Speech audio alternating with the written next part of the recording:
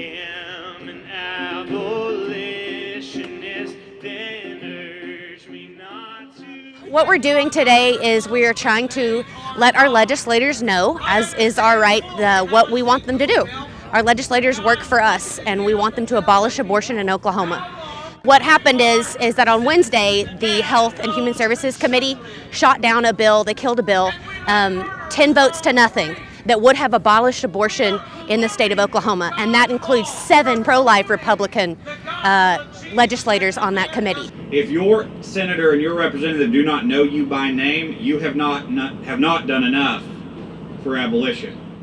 Just because the bill isn't passed, we still need to rise up and represent God's heart. And so I just believe being here is a way to honor God, to show my agreement with Him that abortion is wrong, and to hear the hearts of other men and women who are very concerned about this as well. It's been 48 years since Roe versus Wade was passed.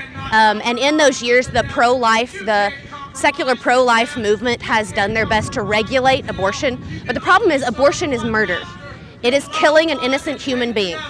And so by regulating it and just, it's like saying it's murder, but we can regulate it. And so the fact that the pro-life movement has kept it legal by just regulating it and telling women where and when and how they can kill their baby, we're done compromising.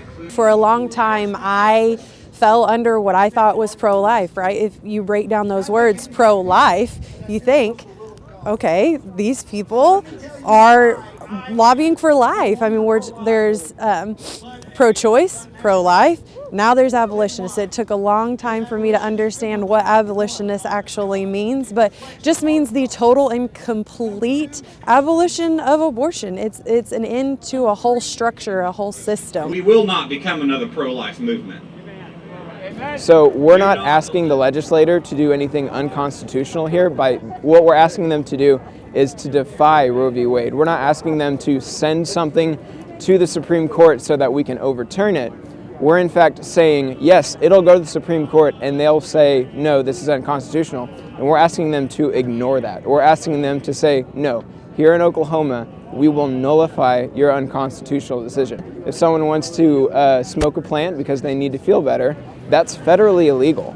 That's against federal law. But here in Oklahoma, we nullified that federal decision. So that's what we're asking our legislators to do, is stand as the first state in the union to say no more. They thought that they would dissuade us from coming out for the weather, for the drive, for all of it, just that the whole conference would be canceled. And that's just not how it works for us, right? We're commanded through Scripture, and that command doesn't stop for a drive, it doesn't stop for the weather, it doesn't stop for anything other than death, right? And so we're going to come out here and we are going to try to lobby the legislators, and we're going to stand together in unity and just press the importance of the issue.